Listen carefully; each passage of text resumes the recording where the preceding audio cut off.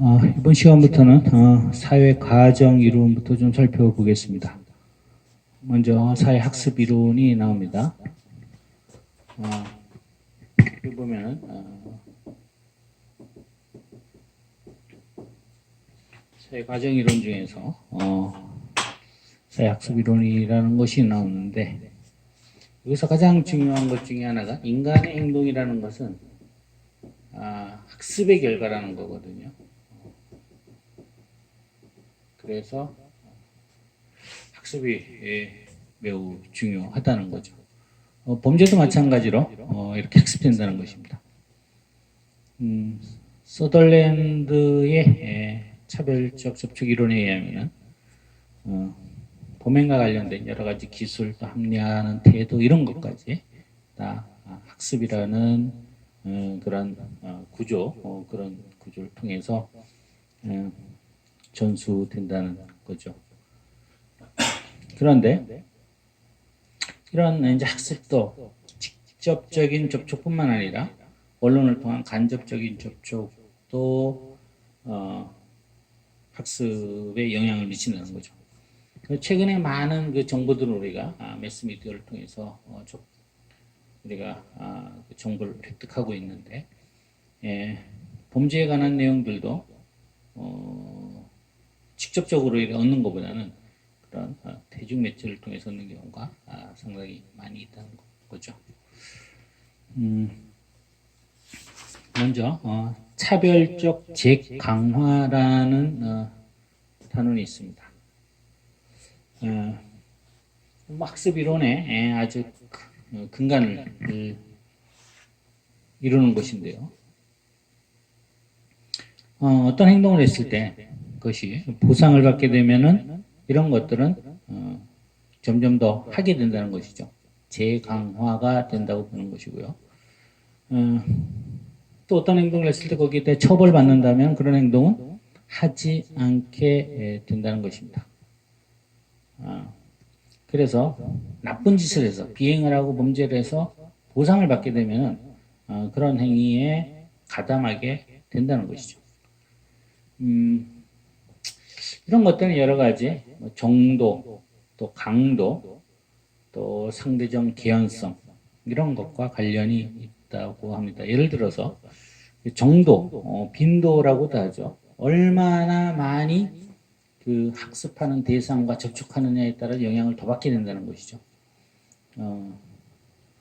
이것 학습 이론은 꼭 뭐 그 범죄와 관련된 이론에 적용되는 것만 아닙니다. 대표적인 것들이 고전에 나오는 맹모삼천지교에서 나오는 것처럼 자꾸 보고 듣게 되는 것을 따라하게 된다는 것이거든요. 그래서 좋은 친구와 잦은 교제를 하게 되면은 좋은 성향으로 학습이 되는 것이고, 비행 친구들과 잦은 교류를 하게 되면은 비행성을 학습하게 된다는 것입니다. 또 어떤 강도라는 측면도 보면은 비행을 해서 보상을 받는데 그 보상의 정도가 많으면은 비행할 가능성이 훨씬 커진다는 것이거든요. 또 상대적 개연성이라고 하는 용어가 있는데, 이것은 다른 어떤 대안보다 비행을 하는 것이 훨씬 더 유리할 때 비행을 하게 된다는 이런 개념입니다. 그래서 보상이 많게 되는 것은 점점 그런 행위를 하게 되는데, 보통 일반적으로 보면은 좋은 일을 할 때 보상이 좀 주어지는 것이 바람직한 것이죠. 그런데 비행과 관련돼서 또 범죄와 관련돼서도 이런 보상이 많이 이루어지면 비행이나 범죄를 할 수 있다는 것이거든요. 또 여기에는 뭐 이런 그 재강화와 관련된 그 범주를 4가지로 나누고 있습니다. 긍정적인 재강화, 부정적인 재강화, 그리고 긍정적인 처벌, 부정적 처벌 이렇게 나누고 있습니다. 긍정적인 재강화라는 것은 무엇인가 했을 때 보상이 자기한테 많이 주어진 그런 행위를 한다는 것이고요. 부정적인 재강화라는 것은 보상이 아니라 자기한테 주어진 처벌이 줄어들 때 그런 행위를 하게 된다는 것이거든요. 또 긍정적 처벌이라는 것은 나쁜 행동을 했을 때 처벌함으로써 다시 못하게 하는 것이고, 부정적 처벌이라는 것은 좋은 것을 제거함으로 인해서 제거함으로 인해서 다시 그런 행동을 못하게 한다는 것이거든요. 예를 들어서 용돈을 줄이는 것이죠.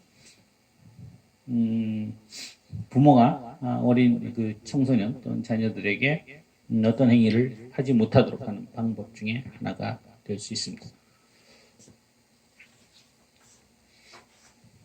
그리고 비행에 호의적인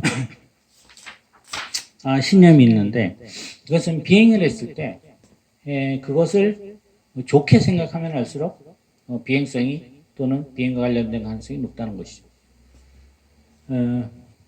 왜 우리가 남의 것을 훔치지 않는가 하면은 그것은 나쁜 것이다라는 신념을 우리가 배웠고, 그것을 내재화하고 있기 때문이라는 것이죠. 그런 신념을 우리가 가지고 있기 때문에 남의 것을 훔치지 않는다는 것입니다.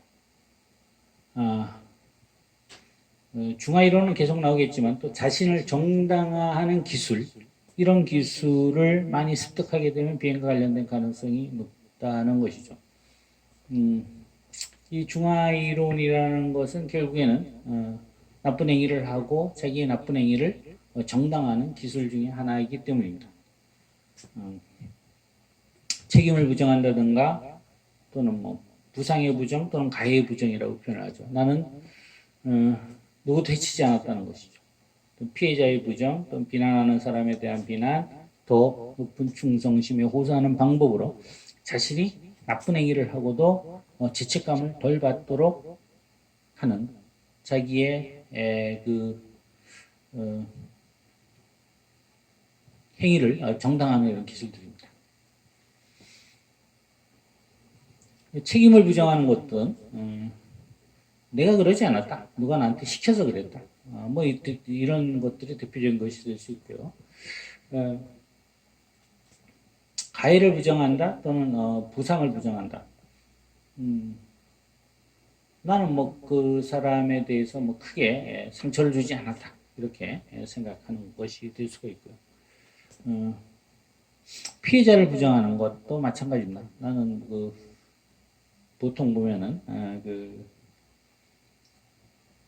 뭐 부유한 사람들의 물건을 훔쳐서 가난한 사람들에게 나눠주는 뭐 로빈훗이나 인격적이나 이런 뭐 의적이라고 하는 사람들의 행위처럼 나는 그것을 어떻게 보면 정당하게 행동하는 것이지 결코 내가 나쁜 짓을 하고 있는 것이 아니다라고 자기 자신을 합리화시키는 것들이죠. 또 비난자에 대한 비난하는 사람들에 대한 비난은 나를 잡아들이는 경찰, 이런 사람들도 매우 부패한 사람들이라고 이렇게 생각하는 것입니다. 더 높은 충성심에 흡수한다는 것은 비행을 하지만 비행보다가 더 큰 뭐 동료들 간의 의리, 우애 이런 것들을 더 우선시 생각한다는 것이죠. 이건 나쁜 짓이긴 하지만 나는 친구들의 아주 진정한 우정을 위해서 비행에 동참할 수밖에 없었다, 이런 식으로 자기를 합리화시키는 것이죠. 뭐 여러 가지 또 보면은 뭐 친구뿐만 아니라 뭐 가족에 대한 자기가 돈을 벌어야 되는데 가족을 뭐 부양해야 돼서 아무 물건을 훔쳐왔다, 이런 식으로 더 큰 가치를 충족하기 위해서 비행을 했다고 자기 합리화를 하는 것입니다. 그 다음에 또 모방이라는 것이죠. 비행적 모형의 모방. 우리는 주변 사람들의 영향을 많이 받습니다. 많이 따라서 하죠. 이런 것들이 학습의 하나의 모방이 됩니다. 또 역할 모형이라는 거 있죠. 역할 모델. 자기가 좋아하는 사람들을 따라하는 경향이 있습니다. 아마도 뭐 중고 학창 시절에 그런 경우가 많이 있을 것입니다. 자기가 좋아하는 선생님들의 과목을 아주 열심히 공부했던 기억이 있는 경우에는 이런 역할명과 관련이 있는 것이죠. 그리고 오늘날 이런 누군가를 모방할 때 직접적인 것보다 언론 매체를 통한 간접적인 그런 역할 모형들도 많이 찾을 수 있습니다. 다음 차별적 접촉 이론 보도록 하겠습니다. 이 서덜랜드라는 아주 훌륭한 학자가 화이트 칼라가 과연 범죄일까 이런 저서를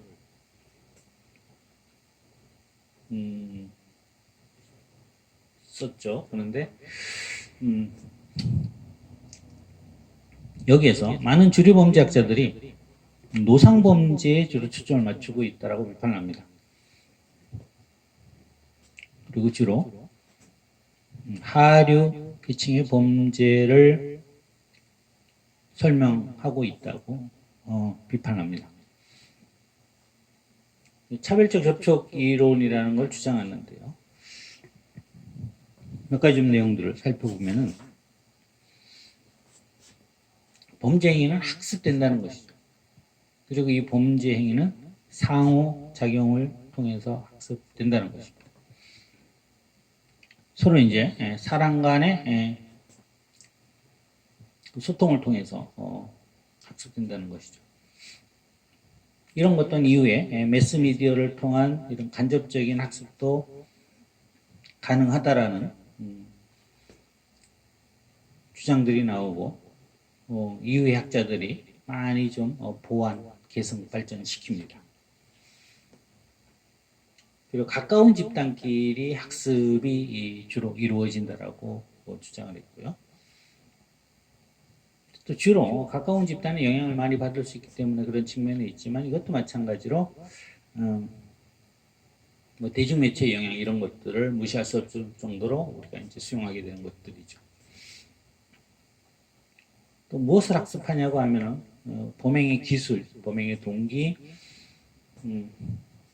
또 범행을 하고 나서 합리화하는 방법들 이런 것들에 대해서 학습을 한다고 주장을 합니다. 또 그리고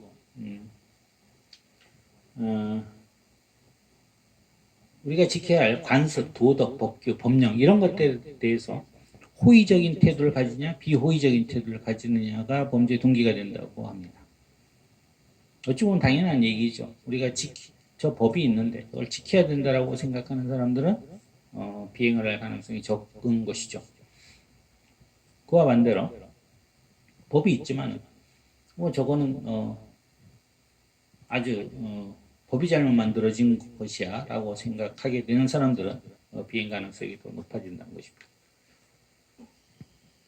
그와 마찬가지로 위반에 대한 그 법 위반에 대한 그런 태도도 중요하게 된다는 것이죠. 법을 위반하는 정도가 위반하는 것에 대해서 자기가 긍정하는 정도가 부정하는 정도보다 크면은 부정하게 된다는 거죠. 그럼 법을 위반하게 되는 결과를 초래하게 된다는 것입니다. 결국 비행 소년이 된다는 것이죠. 왜 차별적 접촉이냐고 하면은 모든 사람이 접촉을 하는 데 있어서 똑같이 영향을 받는 것이 아니라는 거죠. 빈도, 기간, 우선성, 강도 이런 것에 따라서 학습의 정도가 달라지게 된다는 것입니다. 범죄에 대한 학습도 다른 학습 과정과 유사한 메커니즘을 가지고 있다는 것이죠. 범죄로부터 뭔가 얻는 것이 많으면 더 범행을 하게 되고 범행을 하고 잃는 것이 많게 되고 처벌이 오고 얻는 것보다 손해가 많으면 범행을 하지 않게 되는 것들 이런 것들은 일반적인 학습 이론과 유사한 그런 구조를 가지고 있다는 것입니다. 이런 것들은 상당히 대중적인 비행 이론이 되었고요. 많은 비판이 있었고 이런 비판들에 대해서 점차로 수정 보완되어 나왔던 것입니다. 그래서 여기서 보면 이제 이런 비행도 학습 이론 관점에 보면은 처벌과 보상에 따라서 이루어진다는 것이죠. 서덜랜드는 상호작용, 서로 간의 관계에 따라서 학습이 된다고 봤는데, 이것도 보상이 많이 이루어지면은 계속 그 행위를 하게 된다는 것입니다. 여기도 보면 처벌과 보상이 네 가지 형태로 나오는데, 좀 전에 설명했던 것과 비슷합니다. 긍정적 제강화, 부정적 제강화, 긍정적 처벌, 부정적 처벌 이렇게 해서 살펴볼 수가 있는데요. 긍정적 제강화라는 것은 예를 들면 마약을 사용했을 때 쾌감을 얻을 수 있다. 그것은 무엇인가 할 때 플러스적 행동을 했을 때 플러스적인 효과를 얻는다는 것이죠. 부정적 제강화라는 것은 마이너스적 행동이 플러스적 효과를 가져올 수 있다는 것입니다. 예를 들어서 학교에 상당히 그 왕따를 당한 학생이 학교에 등교하지 않음으로써 자기가 등교를 거부함으로써 학교에 가서 그 왕따를 당하지 않게 되는 이런 상황을 의미합니다. 긍정적인 처벌이라는 것은 어떤 학생, 잘못 학생에 대해서 처벌하는 것이고 부정적 처벌이라는 것은 처벌하는데 그것이 마이너스 효과를 가져오도록 하는 것이죠. 앞에 설명했듯이 용돈을 줄이는 것 이런 것들이 부정적 처벌의 예가 될 것입니다. 다음으로 사회 통제 이론을 보도록 하겠습니다.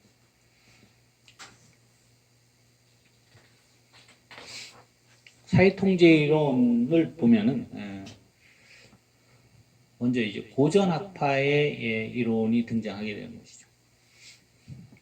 고전학파, 신고전학파 마찬가지로 인간은 자유의지를 가지고 있고 합리적 존재로 보는 것이죠. 통제 이론 학자들의 입장입니다. 인간은 합리적 존재로 보는 것이죠. 그렇기 때문에 손해와 이익을 판단한다는 것이죠. 그러면은 나쁜 짓을 했을 때, 범행을 했을 때 이익보다는 손해가 좀 더 갈 수 있도록 법을 만들면은 범죄가 발생하지 않을 것이다 이렇게 가정하는 것입니다. 그런데 이런 통제 이론들을 보면은 좀 어떤 측면에서 보면 인간을 좀 성악설 입장에서 바라보는 관점이 있는 것이죠. 비행이나 범죄라는 것은 대부분 내가 얻고 싶은 것을 좀 손쉽게 얻을 수 있는 방법 중에 하나입니다. 정당하게 비용을 지불하고 가져와야 되는데 그냥 가져오면 매우 손쉽게 얻을 수 있는 방법 중에 하나죠. 그렇기 때문에 매우 사람들이 그런 방법들을 사용할 가능성이 있다는 것이죠. 다만 그런 걸 제지하기 위해서 사회에 많은 규정들이, 법들이 생겨났던 것이죠. 그리고 많은 이론들이 범행을 하는 이유를 설명하려고 했다는 것이죠. 그리고 어떤 행동이 다른 사람한테 불편함을 주고 해악을 준다면 그것을 막아야 된다라는 주장들이 바로 고전학파들의 주장인 것이죠. 그런데 사회 통제 이론은 어떤 관점이냐 보면은 인간은 기본적으로 반사회적인 특성을 가지고 있다. 아주 성악성적인 입장에서 인간은 범행을 할 수밖에 없는 존재다 이렇게 보는 것이죠. 그래서 범죄는 사회에서 매우 자연스러운 현상이라고 보는 것이죠. 일탈하도록 인간은 동기부여가 되어 있다는 것입니다. 그래서 성악설적인 입장에서 보는 것이죠.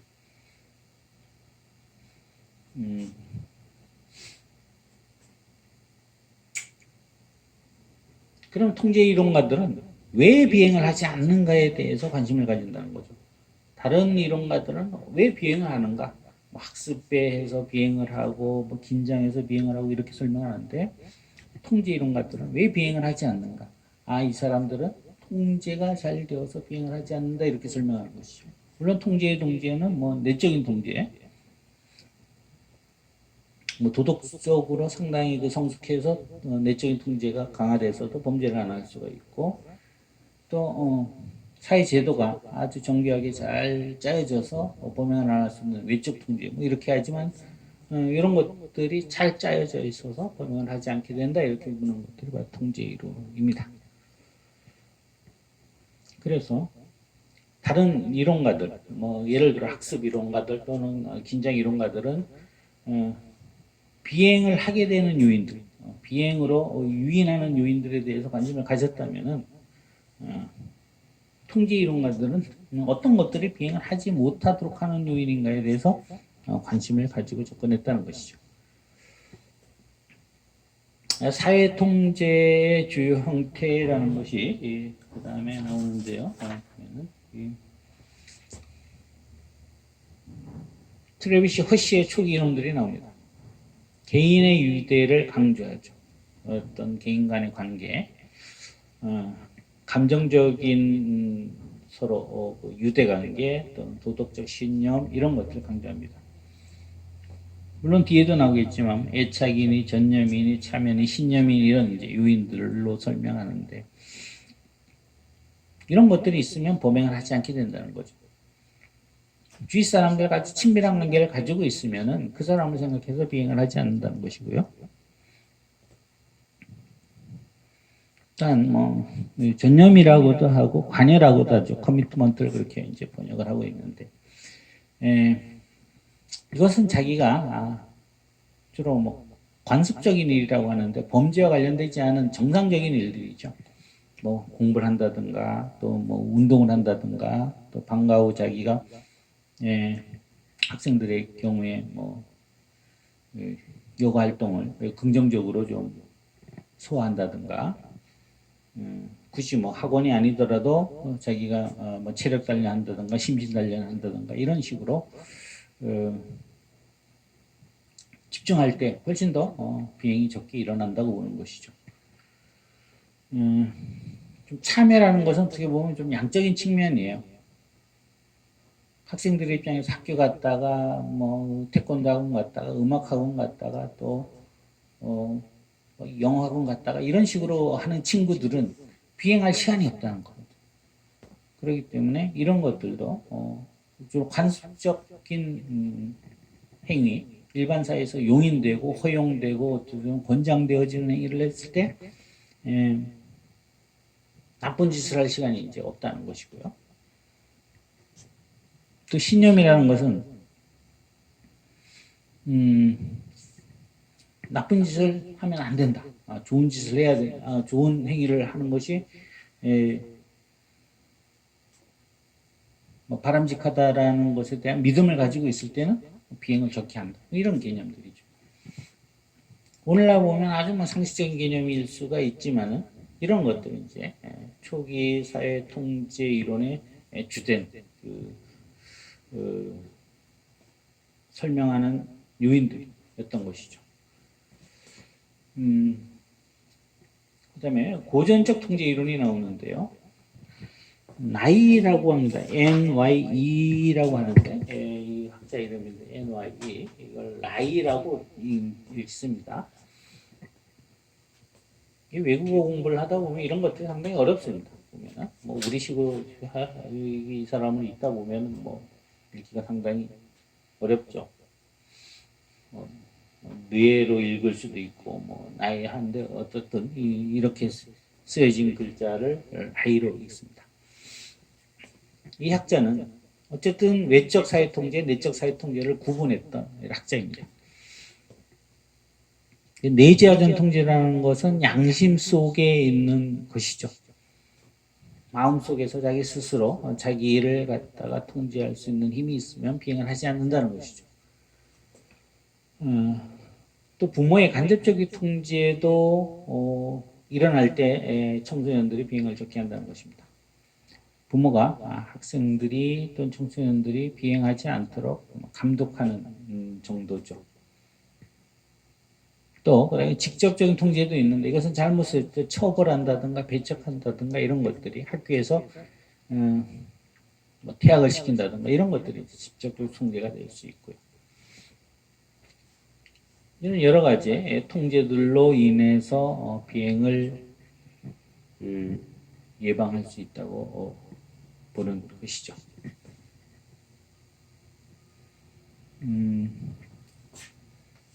그다음에 이제 허쉬와 관련된 내용들이 나오는데 그건 다음 시간에 하도록 하겠습니다.